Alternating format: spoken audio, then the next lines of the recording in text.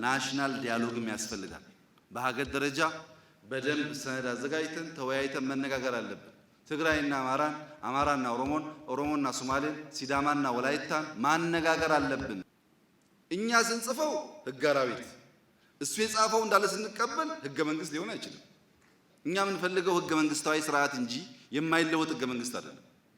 ህገ መንግስታዊ ስርዓት ማለት ደግሞ ልክ እንደ ደንብ ካቢኔ የሚያወጣው እንደ አዋጅ ፓርላማ የሚያወጣው ሳይሆን ዜጎች ተሳትፈው ቮት ያደረጉበት ህገ መንግስት እስከሆነና አብላጫ ድምጽ እስካገኘ ድረስ ችግር የለብንም።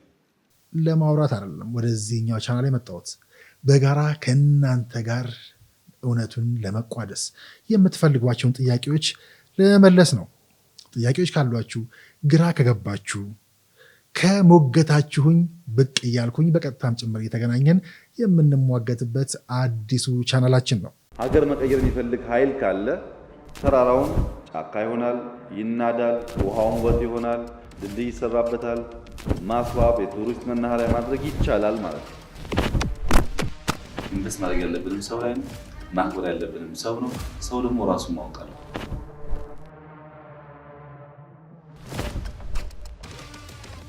ታዲያ ለማውራት አይደለም ወደዚህኛው ቻናል የመጣሁት፣ በጋራ ከእናንተ ጋር እውነቱን ለመቋደስ የምትፈልጓቸውን ጥያቄዎች ለመመለስ ነው።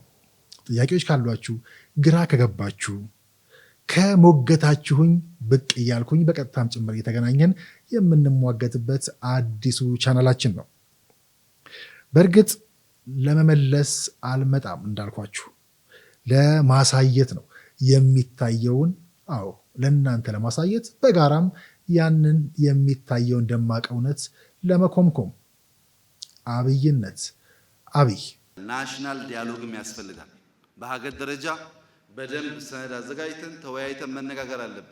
ትግራይና አማራን፣ አማራና ኦሮሞን፣ ኦሮሞና ሶማሌን፣ ሲዳማና ወላይታን ማነጋገር አለብን። ችግር የለም ብለን ማዳፈን ትክክል አይደለም። አነጋግረን አብዛኛው ነገር ስሜት ስለሆነ አብዛኛው ነገር አሉባልታ ስለሆነ እሱም በይቅርታ አልፎ አልፎ ከይቅርታ በላይ የሆኑ ህግ ሪያላይዝ መደረግ የሚገባቸው ፖይንቶች ካሉ በህግ በመጠየቅ የኢትዮጵያን የኋላ ታሪክ ዘግተን ወደፊት መሄድ ካልቻል ስንጓተት እንጠፋለን። ከዚህ ነገር መታረም ያስፈልጋል ለማለት ነው። ህገ መንግስቱ ይቀየር፣ ፌዴራል ስርዓቱ እንደዚህ ይሁን፣ የወሰን ጉዳይ እንደዚህ ይሁን፣ ሰው አይፈናቀል የምንል ሰዎች በአንድ በኩል ለቼንጁ ያለንን ክብር ነው እያሳየን ያለ ነው። በሌላ በኩል ደግሞ ቼንጅ በሂደት ውስጥ ውጤታማ እንደሚሆን ካለመገንዘብ ይመጣል። ለምሳሌ የኛ ህገ መንግስት በጣም መጥፎ ሀገር አንድ የማያደርግ የሚያበላሽ ህግ አራዊት ብሎ የሚያስቡ ሰዎች አሉ። ምንድነው ራሽናላችሁ ሲባሉ እኛ ሳንወያይ እንትና ሳይወያይ እንደዚህ ሳይሆን የመጣ ህግ ነው ይላሉ። አሁን ደግሞ በ6 ወር ውስጥ ህገ መንግስት 100% ራሱን ሪፕለስ እንዲያደርግ የሚያስብ ኃይል ካለ ጽፎ ያዘጋጀው ህገ መንግስት አለ ማለት ነው። እኛ ስንጽፈው ህግ አራዊት እሱ የጻፈው እንዳለ ስንቀበል ህገ መንግስት ሊሆን አይችልም። ህገ መንግስት እንዲሆን ራሱ ህገ መንግስቱ መለወጥ አስፈላጊ ነው ብሎ ዜጎች ሲያምኑ በዚህ መንገድ ሊለውጡኝ ይችላሉ ብሏል። በዚያ መንገድ ማንን ሰው ሐሳብ መጥቶ ህዝብ ተወያይቶበት ሊቀየር ይችላል። እኛ የምንፈልገው ህገ መንግስታዊ ስርዓት እንጂ የማይለወጥ ህገ መንግስት አይደለም። ህገ መንግስታዊ ስርዓት ማለት ደግሞ ልክ እንደ ደንብ ካቢኔ የሚያወጣው እንደ አዋጅ ፓርላማ የሚያወጣው ሳይሆን ዜጎች ተሳትፈው ቮት ያደረጉበት ህገ መንግስት እስከሆነና አብላጫ ድምጽ እስካገኘ ድረስ ችግር የለብንም። አሁኑኑ የሚለው ጉዳይ ግን ያኛውን ምንተችበትን አርጊው የምናደርግበትን መንገድ የሚያፋልስ ነው። ለምሳሌ ፖሊሲ ደንብ ብላችኋል። የፖሊሲ ጥናት ተቋም አለን እኛ በጣም ብዙ ምሁራን ያሉት። ይሄ ፖሊሲ ጥናት ተቋም አጥንቶ ዳታ ሰብስቦ አናላይዝ አድርጎ በዚህና በዚያ ምክንያት ይሄኛውን ፖሊሲ ፈትሹ ብሎ አቅርቦ እኛ ተወያይተንበት ያኔ ነው ስለ ፖሊሲ መነጋገር የሚቻለው እንጂ ሚስተር ኤክስ ስላልፈለገ ብቻ ያ ፖሊሲ አይጠቅምም ስላለ ብቻ ሳናጠና ፊክሽን መጻፍ አንችልም። ፖሊሲ ፊክሽን አይደለም፣ በዳታ ነው የሚሰራው፣ በፋክት ነው የሚሰራው። በእውቀት ነው የሚሰራው።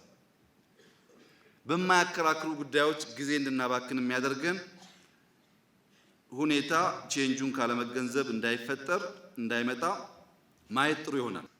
ላለፉት 40 ዓመታት በስፋት ሲነገር የነበረው የፖለቲካል ናሬሽን ፖለቲክስ ኦፍ ኢነሚቲ ኢነሚን አስቀምጠህ በፍራቻ ኃይል ለመሰብሰብ ሰንትሪፒታል ፎርሱ አንድ ጠላት አስቀምጠ መሆኑ ይሄንን ናሬሽን ቀይረን ፖለቲክስ ኦፍ ኢነሚቲ ብቻ ሳይሆን ፖለቲክስ ኦፍ ፍሬንድሺፕ ማምጣት ይቻላል ስንል ደግሞ ካልቸራል ሼክ ያመጣል። ቢኮዝ የሰማነው እስካሁን ዜሮ ሰም ጌም ነው እንጂ ፖዚቲቭ ሰም ጌም ማምጣት ይቻላል የሚል ተውት የለም። አንዱ ይዋጋል፣ ያሸንፋል፣ ሌላ የመሸነፍ ቦታ ይይዛል። በሐሳብ አይደለም፣ በሐሳብ ችግር የለውም። ቅድም ሲባል የነበረው የሐሳብ መሸናነፍ ይቀጥላል። በጉልበት ፖዚቲቭ ሰም ጌም ማምጣት ያልቻሉ ሀገራት አልተሻገሩም። በጣም ብዙ ምሳሌ አንስቶ ማንሳት ይቻላል። ኢትዮጵያን የመሰለ ድንቅ ሀገር ይዘን እኛ የገባን መስሎን ያወቅን መስሎን ኮንስፓየር ስናደርግ ስንጠላለፍ ምን ያክል ትውልድ ሊረከብ የሚችለውን መልካም እድል እያመከን እንደሆነ አናስብም። አሁን ያለው ኢትዮጵያ የትናንትናና የኛ ውጤት ነው። ራሳችንን መናቅ አለብን። በእኛ ምክንያት አሸናፊ በማያደርጉ ሐሳቦች ስንባላ የምናባክነው በርካታ ነገር እንዳለ ማየት ጠቃሚ ይሆናል። ሌኒን በሀገሩ የሌበር ፓርቲ ነኝ ያለው በራሻ ኢንዱስትሪ ስለነበረ ነው። ጎጆ ኢንዱስትሪ የሌላት አገር እናቶች በወፍጮ እየፈጩ ወፍጮ የሌለው ሁሉ የላባደር ፓርቲ እያለ መከራ ይበላል ራሱ ማለት ነው። እዛ አልጨረሱም፣ እኛን እያሰቃዩን ነው። ይህን በሽንፈት የተሞላ ሐሳብ ተራማጅ ነኝ የሚል ፓርቲ ተራማጅ ነኝ የሚል ኃይል መጀመሪያ ራሱን ፋይት አድርጎ ቢያስተካክለው ጥሩ ይሆናል።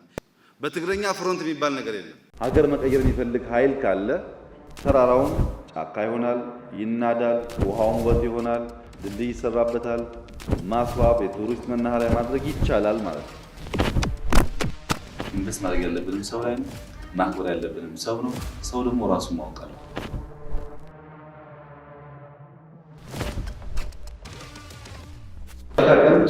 ስፔሻሊ ኢትዮጵያ ከአረባት ያለውን ነገር ሳይሆን በኋላ እነሱ ሀገር ኢንቨስትመንት እያደረገ ስለሆነ በርካታ ሰዎች በርካታ ሀገራት ውሃዋን በጣም ብዙ ሁኔታ አላቸው። ከ20 ዓመት በፊት የአፍሪካ ህዝብ የሚባለው ሀገር 5 ነው። አሁን 9 ደርሷል።